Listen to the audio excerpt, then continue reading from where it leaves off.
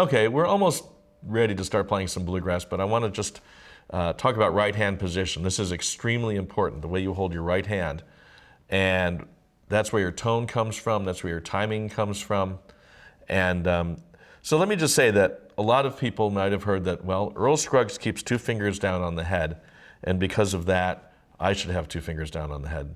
Well, I had a chance to interview Earl a few years ago, and what he told me was that when he was growing up, his brother Junie had run into a guy who was coming down from Virginia, a wonderful banjo player, and Junie was saying to this guy, "Oh, you got to hear my brother Earl." I don't know how old Earl was, probably in his early teens or something. He's a really good picker. So Junie got Earl and this gentleman from Virginia together, and the guy from Virginia started playing, and Earl noticed that his ring finger started kind of flying up like this, and along with the middle finger.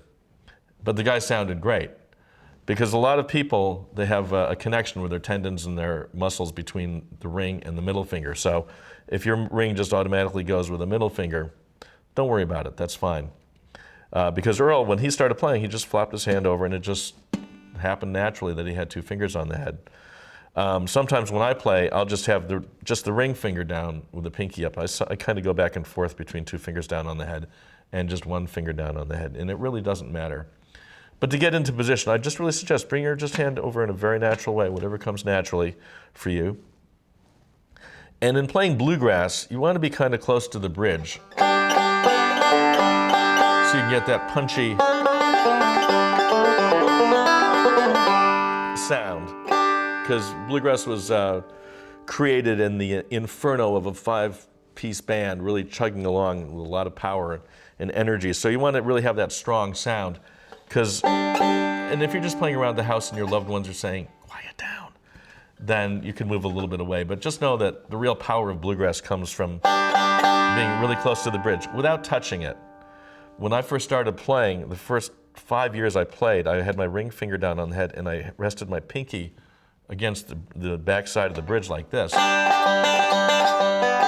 And I could play okay, but my tone wasn't that good. And a friend of mine who just had 2 fingers on the head in front of the bridge had much better tone. And I realized, oh yeah, I got to stop touching the bridge. So you really don't want to stop, you really don't want to hit the bridge, because that's a vibrating surface. When you hit the string, then the bridge vibrates, the head vibrates, and that's where you're getting your sound.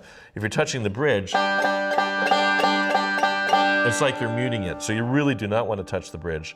And again, what I do is I get right in front of the bridge, so if I lean over a little bit, I'm just barely touching it, and then move just back a little bit so I'm not touching it. But it's really up to you. Listen for the tone, decide where you want your hand to be. You might want to be a little farther away or a little bit closer. Ralph Stanley, when he would play, he would go.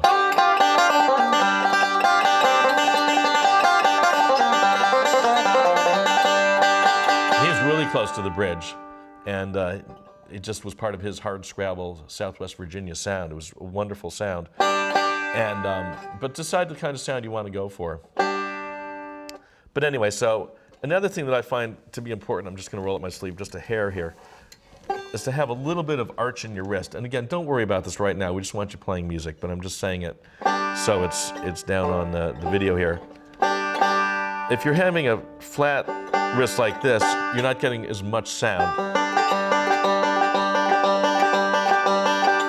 The sound opens up when you move your wrist up like this a little bit. And I'm not saying like this, so you have to go to the chiropractor, but just something that's kind of natural with just maybe a little bit of arch in the wrist. And like I say, if that's problematic for you, don't worry about it. The main thing is you want to play the music.